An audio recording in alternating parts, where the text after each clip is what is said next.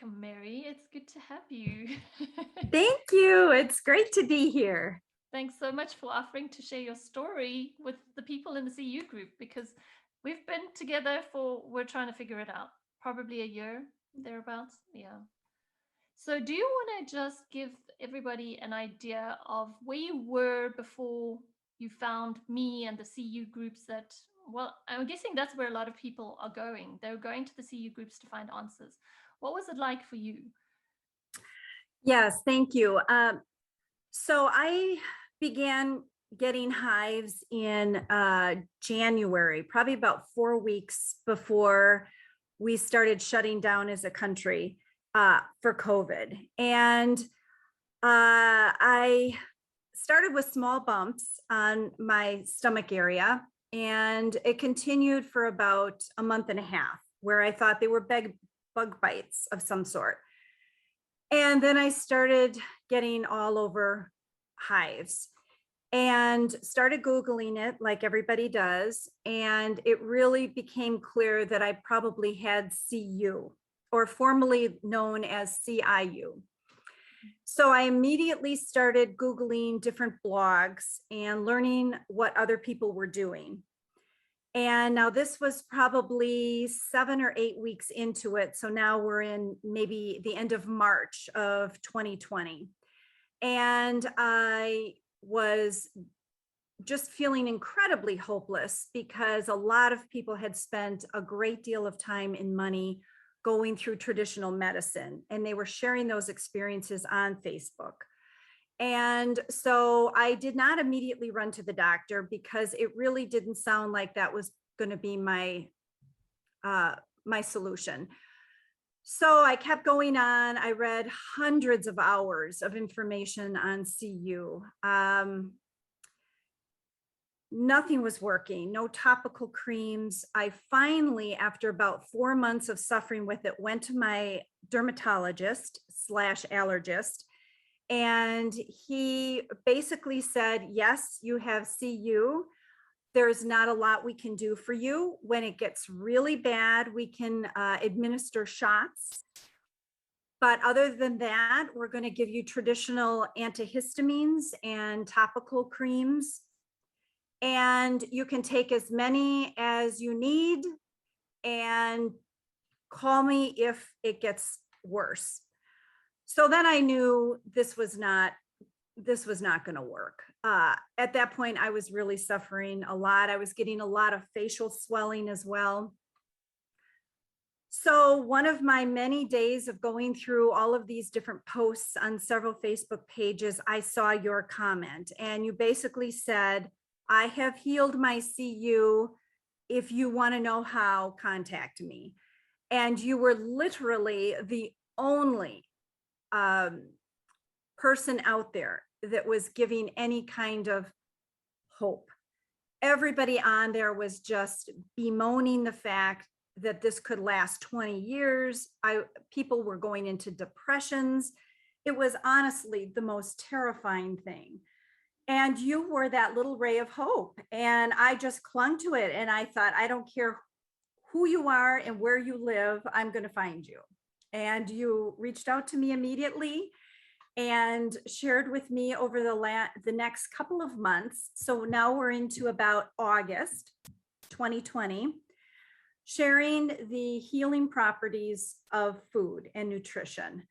And I was skeptical, as a lot of people are, about having some kind of chronic health issue and thinking that nutrition is going to fix it. It just really seemed not feasible.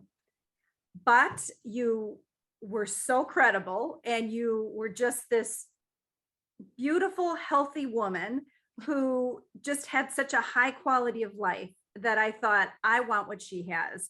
And so I followed you as my health guru, and there began my journey of healing.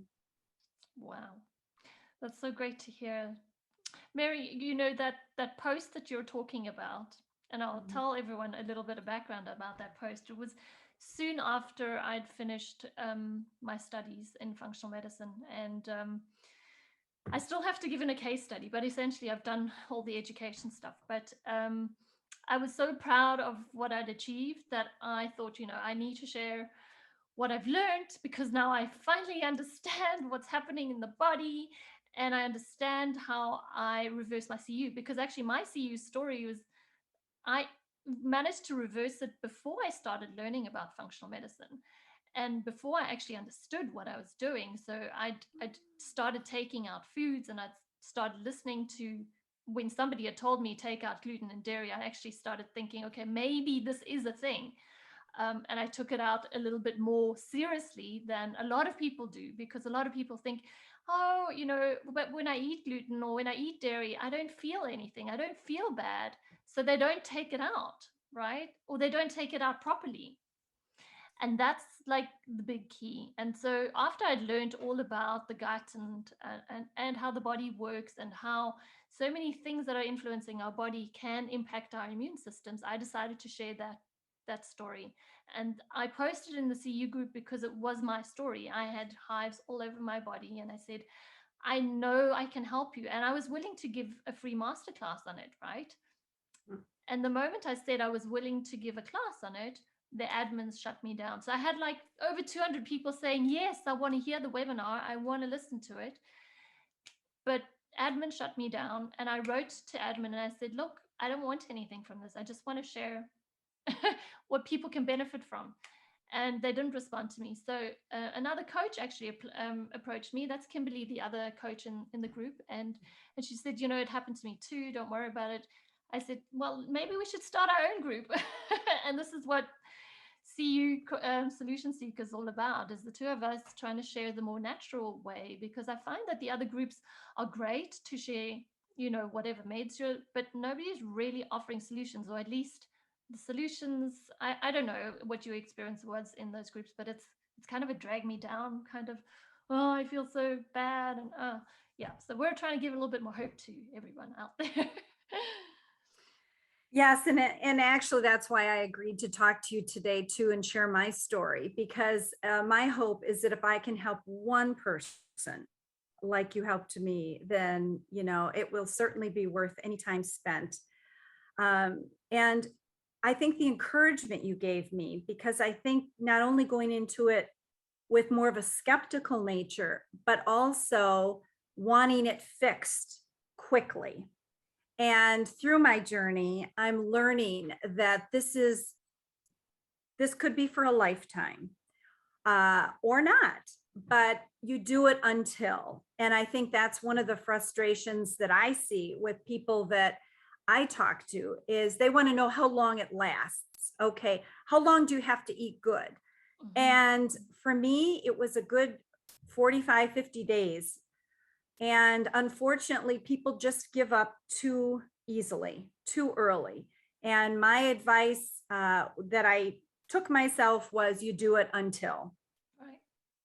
Absolutely. So do you want to share with everyone then what you did? Because, with all the exchanges, I said, Mary, I'm running this like 30-day reboot, and I really think it will help you. We take out all of these foods that I say you should take out, and we do it for 30 days, like really strong. Maybe you want to join. And you did join one of them. I did, and it was extremely helpful. You have a group of people all going toward the same goal. You have, really well-tested, wonderful recipes, which is really a big challenge. And then really just your encouragement, and you're helping us personally tweak our nutrition, so that we really were able to get more of a customized diet or detox for the 30 days. And I think what kept me going was, after about 3 weeks, the hives started to settle down. They weren't gone, but they started to get less angry. And then, so all of a sudden, I was getting the first relief I had had in almost 8 months. And then as I continued, I didn't have to take, I was up to 8 antihistamines a day, which I didn't even think you could take. But my doctor Were they kept even telling me, helping? Were they helping? no, I mean, I was up to 8 of them, obviously No. not, right? Okay, right. But I was just willing to do anything. Mhm. And so then all of a sudden, 3, 4 weeks into the detox, I was down to 2 or 3, thinking psychologically these were helping. And then one day I remember being encouraged to just get off of them completely. And I was so fearful that the hives were immediately going to come back. And because I had been already 30 days in the detox, they didn't come back. And that really solidified everything you were telling me, everything I was reading, that yes, your body can heal through good nutrition, healing the gut, and getting yourself back to a good balance. And so that continued for about 45 days when I was completely hive free. So how were you eating into those 45 days, and what did you start introducing? Right. Um, I started introducing, let's see, I think it was white rice. I think rice was something I started getting back into, and some of the shade vegetables that seemed, they were so healthy for me. And I knew that so I did okay on those. Corn was a big no-no for a while. Oh, wow. Did you respond when you reintroduced corn, or did you just keep it out for as long as possible? I responded. Oh, you did? I did. And then it was really in that maybe month and a half after the detox that you really challenged us to take that gut test. I can't remember what it's called. Yeah, the GI map. GI map. And to me, that was, again, something I really didn't give a lot of credibility to, because I thought, well, what's a stool sample going to tell somebody or me? And sure enough, it turned out that I had the H. pylori, I had candida, I had sensitivity to gluten. So all those things now, after 45 days of eating in a certain way, really started making sense. And so I am super grateful that I did the test, because that solidified almost like the science I needed to validate what we were doing.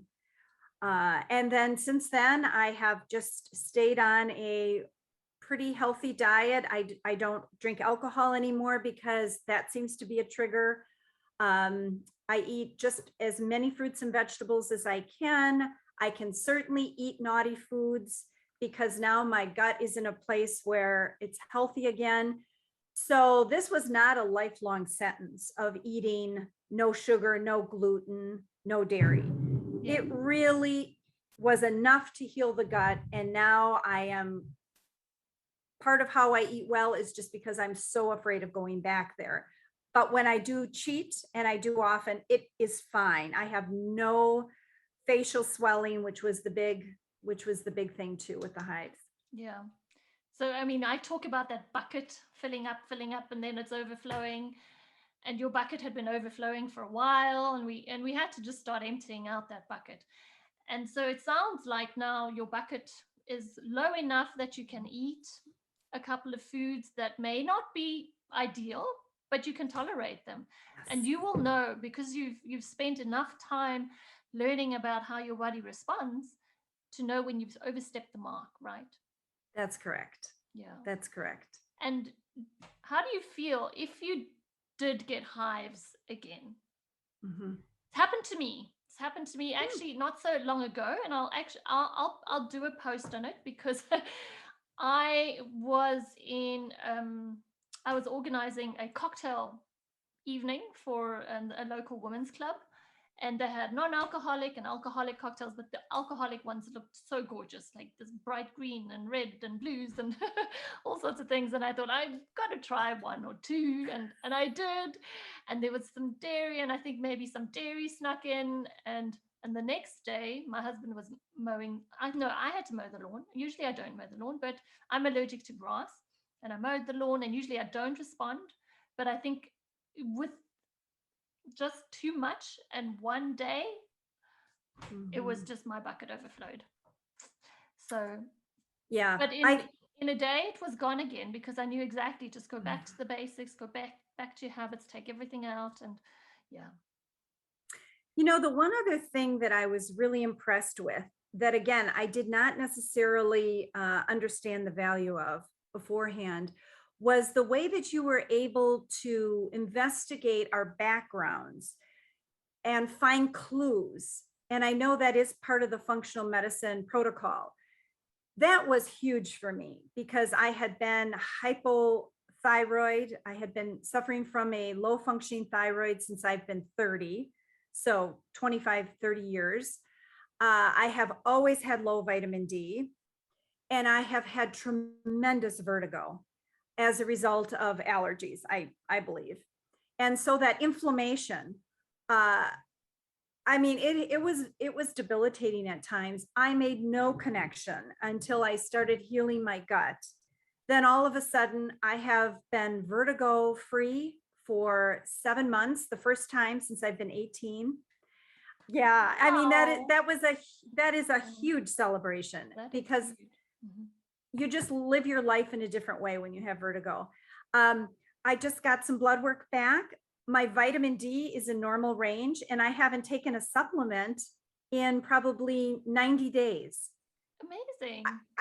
I had no idea that had anything to do with anything. And so two of those markers Have that you I been just, getting some sunshine, Mary? but really probably less than I do in the winter Oh, wow. Yeah. because Well, I winter hike. we don't absorb anyway. We don't. Oh, okay. Yeah. But for the last 20 years, I always get my blood because of my thyroid. I always get that tested in May or June. Yeah. So it's always the same time of year every Yeah. year. So the fact that the vitamin D was up this time without taking any supplements, I have no idea if that has anything to do with it, but it does. Actually, I think there's a lot of new research coming out on vitamin D saying that it is a marker for inflammation in the body. that totally makes sense. Yeah. So I am constantly amazed at how all of this is connected. And at least we as Americans, we are not brought up to make those connections automatically in the medical world. And so I'm so excited. And the energy I have. That's an absolute I bonus, mean, isn't it? Yeah. wow. Yeah. That's great. Yeah.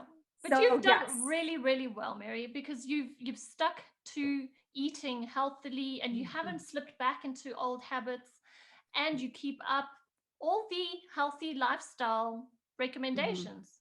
So you move and you eat well, obviously, you sleep well, and you have a good relationship at home, you communicate with your family. So all of these areas of your life are all, working.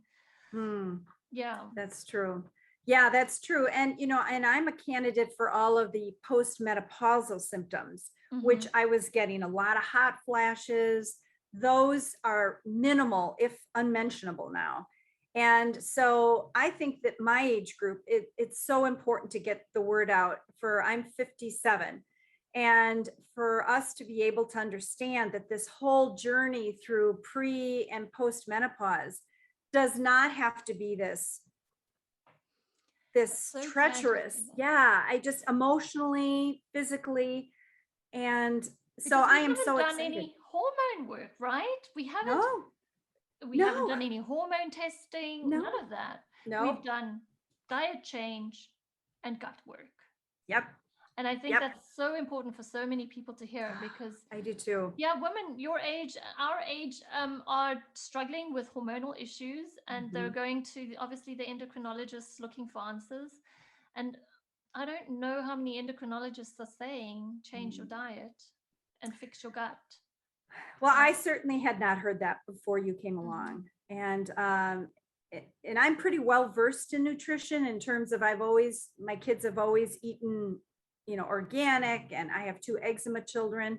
So that whole eczema thing has always made me very sensitive to certain things, but never this deep dive that actually had a solution to an autoimmune issue. I never connected that. Yeah. So, yeah. That timeline is important. And I was actually surprised when you told me that you had hypothyroidism. Maybe I shouldn't have been, because so many people who have CU have other issues, right? Yes. Yes. especially things to do with the thyroid or have Hashimoto's. And Yes. I, out of interest, how did your thyroid markers look? Well, I have been on a thyroid medication for almost 30 years. So I am at this point of the opinion that my thyroid is probably so Damaged. underactivated that the Yeah. medication, I've been stable for years on it. Mm-hmm. It's not worth messing with because Yeah. I don't think I probably have enough ability to get it back. Yeah. So for me, unfortunately, I'm going to probably be on it for a lifetime. But boy, I have read so much about younger people being able to get off the synthetic. And had I known that 20 years ago, I would certainly have tried. But I just fear that it's probably too late. Mm-hmm, mm-hmm. Um, Yeah, that's an important lesson for a lot of people to take yes, it home with is. them. That if they Yes, it start is. now with early signs of hypothyroidism, that they could get off maybe. Absolutely. Mm-hmm. Yep. Yep.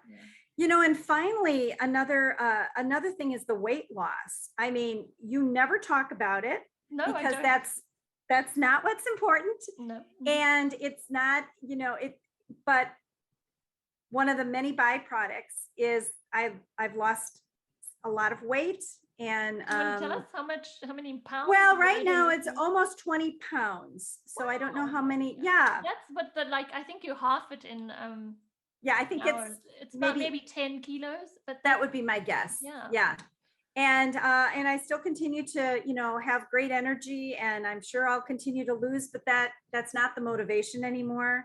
The motivation is to stay healthy, Absolutely. stay stabilized, stay that I can have this great quality of life. Yeah. And the great bonus on those hard days when you just really want to eat something naughty is the weight. So Mm-hmm, mm-hmm. Wow, there's so many goods out of your story. I yes. didn't even realize. Yeah. That's amazing to hear.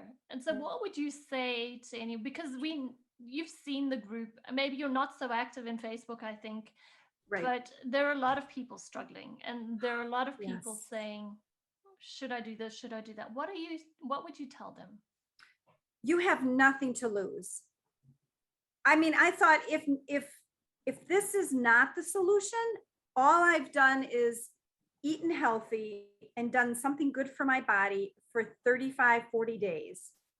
I mean, when I thought of all of the other options out there to live chronically with it, to take these incredibly poison medications. I mean, I looked into what they put in these shots, and it's crazy. It's some of the ingredients are what they use to for cancer treatments. Yeah, scary. So those are my options. I can live with it chronically, which is not an option because I was miserable and probably borderline depressed, as many people are with any kind of chronic illness. And so why wouldn't you? I mean, the worst you can do is, it's, yeah, What would you say to people struggling to make the change? So say they know that they need to take out gluten and do, because it's not like I'm right. holding this information back. I've told people and take out gluten, take out dairy, 100%. If you can, go on AIP, which is taking out grains and eggs and soy and corn and and people like Yeah. what are you gonna Well, say? I think I have always said this, even when the kids were younger, is that, people only go down this road when they have a medical breakdown, when there is no other easy solution. And I feel like this was my moment where I hit rock bottom. There was nothing the medical profession was helping with, short of really hurting my body. And to me, it's like, and too, human nature, we all have to hit rock bottom. We all have to have a major interruption in our lives before we'll look up and say, okay, I'm teachable now. I'm a student now. And until you're teachable and until you're in a place where it's like, okay, I'm yours because nothing I've done has worked and I don't know how to fix this. And the doctors don't know how to fix this. I've got to try something. And so to me, it oftentimes is just human nature. You have to be on your knees Yeah. with no other, and I would encourage people to not get to that point because yeah, Yeah, it's a difficult one. until you're People need ready a to strong be the enough student. why. They really need a reason to change, and They until they really have that. do. They really do. And, as a parent, you're a young mom now, is, encouraging your children to think that nutrition is a effective healing mechanism. And it's one that can give you a great, prosperous life. A lot of us have not been brought up like that. And what you're trying to do is completely flip so much historicity that we have and so many false ideas about medicine and its place in our lives. And so you're undoing a lot before you can move forward. And I think that's the challenge for you as a teacher of this. And yeah. Yeah, that's true. I have to change that mindset. I have to help people understand that it's not a quick solution, because so many people are trained to go to the doctor, get a pill, and then they feel better. And I don't give those Yes. solutions, unfortunately. Yeah. Well, and as Americans, I have always sensed that we're a little behind the curve that way too, to be honest. Sure, there's pockets, especially on the West Coast, but when I think of just midwifery and some of the ways that you in Europe have already accepted them, and they're the bad guy here in a lot of states. The midwife, you don't want to go to her, your baby will die. And it's crazy, but that's what you'll be working with. And because I had such a health breakdown and I was so desperate, I just said, okay, I'll do anything, but I had to become a student first. And until, the student shows up, the teacher can't show up. And I just think that that's my advice, is become a student before you get really bad, guys. Well, thank you, Mary.